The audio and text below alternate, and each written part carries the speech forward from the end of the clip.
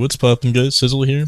Just had a kind of highlight-worthy game of comp, and my only game of comp of the season, mind you. Like, go to my roll queue tank of the season. You see my one game on Hog, or two games on Hog.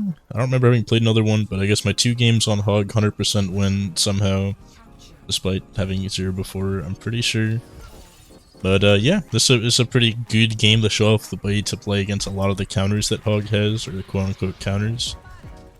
It's pretty cut and dry. The start is honestly pretty straightforward. Just some standard Hog whiff, standard Hog hooks, just kind of taking space. I saw him just hard flanking our backline. I can't really chase that.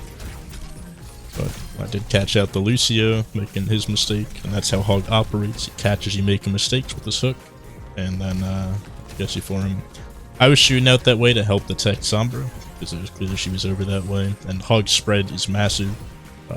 Pretty easily do the 1 or 2 damage needed to make Sombra appear. But yeah, starting off we just had like a strictly better team, right? Better teammates, playing better at all times. This Doompush guy is probably also trying to learn the character, because this is in Diamond 2 or whatever, wherever I'm at right now. I don't really remember my rank. I can check, and also check the start. Yeah, there's some pretty standard Hog up to this point. This is the usual stuff you'd be seeing in any random Hog game. But pretty soon, you'll see me playing against Mauga, right? They swapped the Mauga here. And I'm making this video, first off, just because it's kind of neat to see, neat to talk about. Second off, because I just made a guide on how to play Roadhog and do all the different fancy hooks and stuff on my main channel. And I appreciate if you guys would check that out. So it's almost like an ad.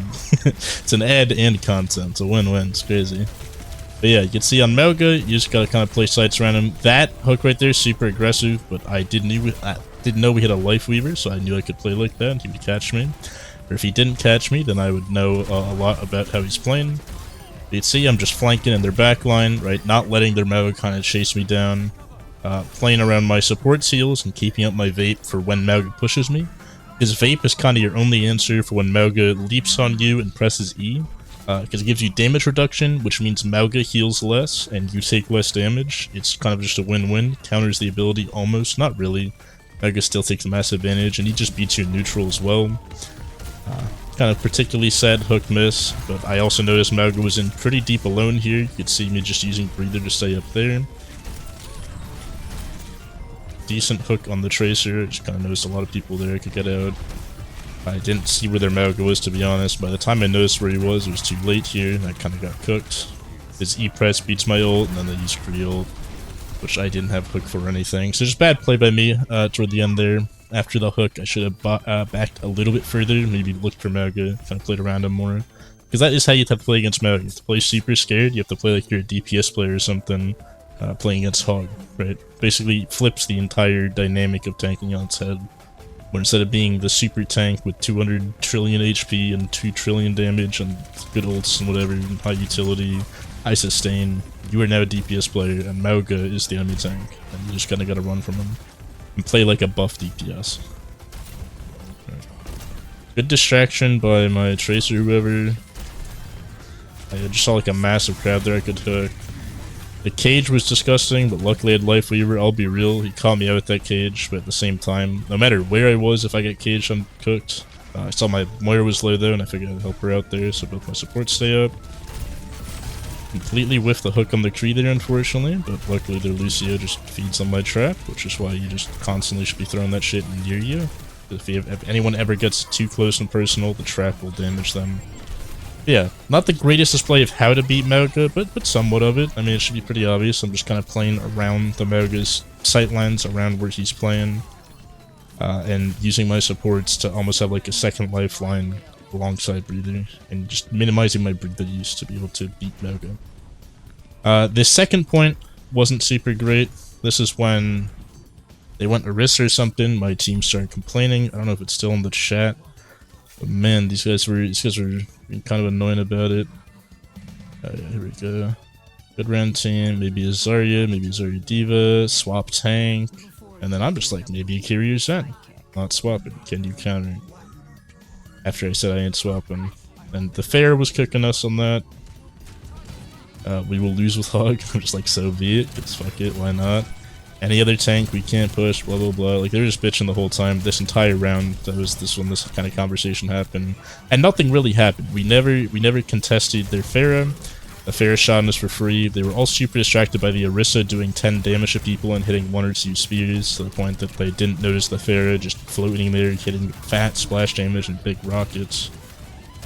But eventually, over time, we figured it out, and by the end of round 2, my team kind of locked in. You can see I'm just playing like super passive. Right, I'm basically at our spawn, just waiting, and that's about all you can do on Hog on some of your counters. Some of the time, it's better just trying to play safe and wait. That's how Hog plays. He punishes mistakes. He doesn't make aggressive plays very often, unless he can get environmentals, which is why I was by this left ledge.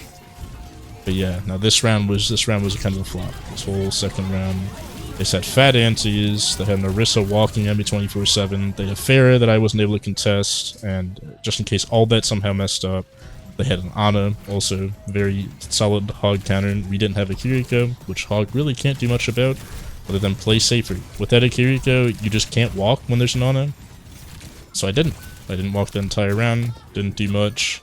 They kept bitching, and then eventually, I guess they finally gave up on bitching when I just said I won't swap for the 8th time. And we picked, like, better heroes. Yeah, we got off the Lifeweaver, one of the worst characters of all time. Got up the Moira and got onto Kiri, which Moira isn't bad, mind you. It's just with Hog, you kind of need the Kiri. We got onto the second hit scan, which helped out a lot.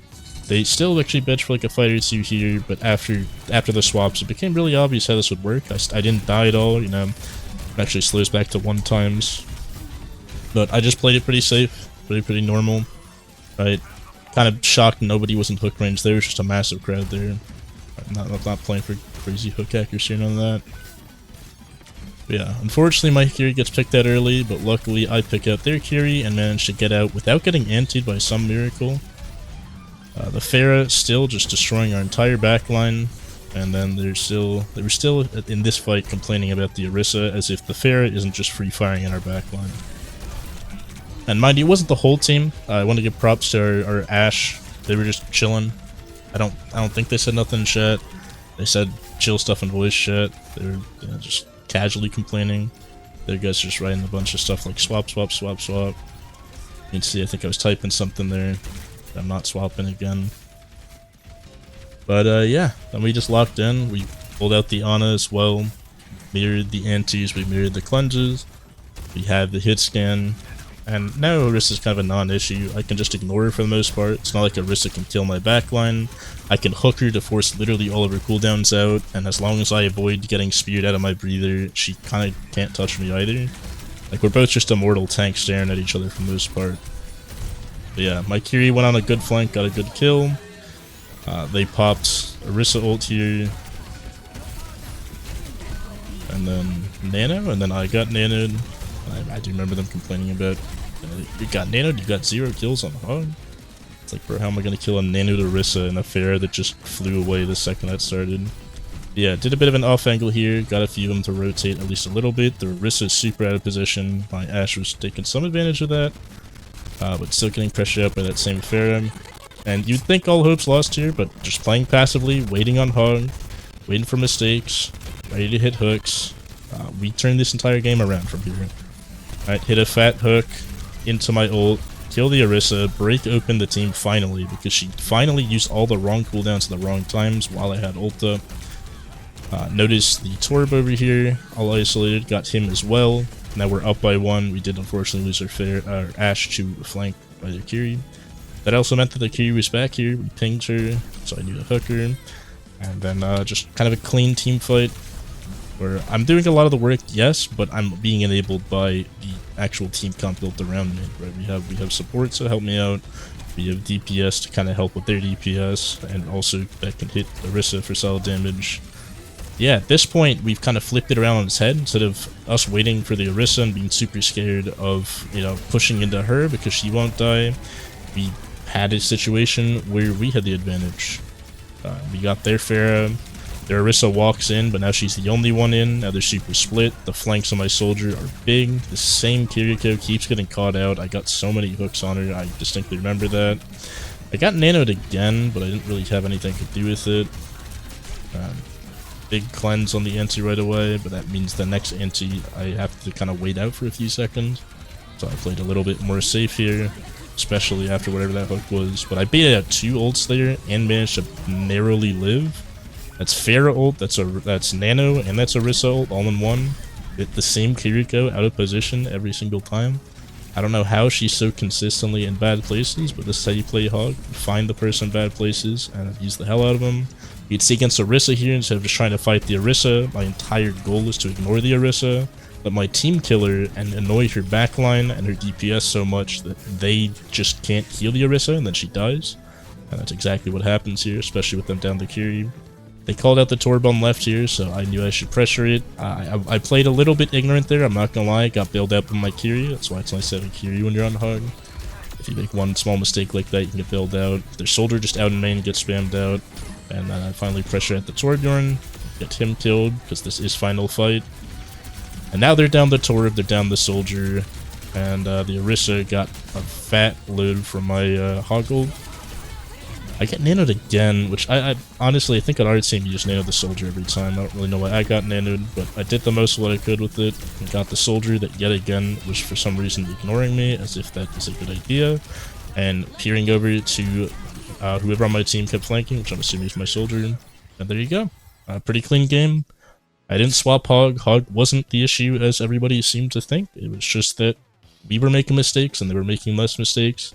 Once we locked in on the right heroes, the right mindset, the right playstyle, my exact same Hog, you can see throughout this 13 minutes and 40 seconds, I did not change my game plan once. I played Hog the same way, the entire way through, and I was rewarded with a W, because I just punished their mistakes. I barely died. I had 3 deaths, 25 elims. This is just good Hog play right here. I had the same deaths as my Life Weaver. I had 1 more death than my Moira.